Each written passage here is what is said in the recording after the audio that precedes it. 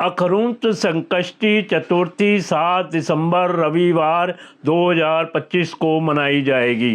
संकष्टी के दिन चंद्रोदय सायंकाल 7:55।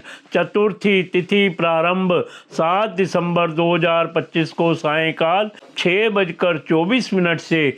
चतुर्थी तिथि समाप्त 8 दिसंबर 2025 को 4:03 तक। पौराणिक कथाओं के अनुसार एक बार पथवारी माता पाल और विनायक जी में झगड़ा हो गया। सब आपस में स्वयं को बड़ा बताने लगे। इतने में एक ब्राह्मण का लड़का आया। पाल पथवारी गजानंद जी ने उसे रोका और कहा, लड़के रुक जा और हमारा न्याय कर। लड़का बोला, मैं कल वापस आऊँगा तब न्याय करूँगा। घर आकर लड़के ने माँ से कहा, माँ मुझे कल पाल पथवारी माता विनायक जी का न्याय करना है। तो माँ ने कहा, बेटा सबको बड़ा बता देना। दूसरे दिन लड़का वहाँ गया और बोला, पाल माता आप बड़ी हो, क्योंकि हर व्यक्ति आता है और स्नान ध्यान करके शुद्ध होकर जाता है और आप सबकी रक्षा करती हैं। हे पथवारी माता आप सबसे बड़ी हो, क्योंकि कितने भी तीर्थ धर्म ध्यान कर लें पर आपकी पूजा किए बिना उनका कार्य पूर्ण नहीं होता।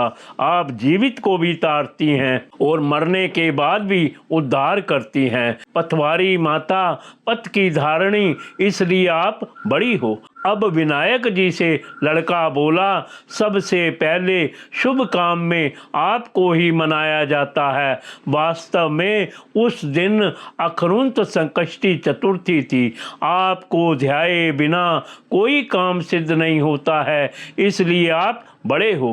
पाल माता पथवारी माता विनायक जी भगवान लड़के की चतुराई से प्रसन्न हो गए और बोले, लड़के तुमने तो हम सबको ही बड़ा कर दिया। उसको सुखी रहने का आशीर्वाद दिया और जौ के दाने उसके अंगोछे में डाल दिए। लड़का सोचने लगा, ये तो घाटे का सौदा रहा। सारा दिन खराब कर कर न्याय किया और इतने से जो मिले। उदास मन से घर आकर अंगोछा एक कोने में डाल दिया। माँ ने अंगोछा उठाया तो उसमें से हीरे मोती बिखर गए। तो माँ बोली, बेटा न्याय करके क्या लाया है? लड़का बोला, माँ कोने में जो पड़ा देख ले। माँ वहाँ गई, देखा हीरे मोती का ढेर लगा है। हीरे मोती जगमगा रहे हैं। माँ अत्यधिक प्रसन्न हो गई। माँ ने बेटे को बुलाया और कहा, बेटा आज तो पाल माता पथवारी माता विनायक जी भगवान आज तो हम पर प्रसन्न हैं। माँ बेटे बहुत प्रसन्न हुए। वास्तव में उस दिन अखरुंत संकष्टी चतुर्थी थी, इसलिए इस कथा का महत्व और भी बढ़ जाता है।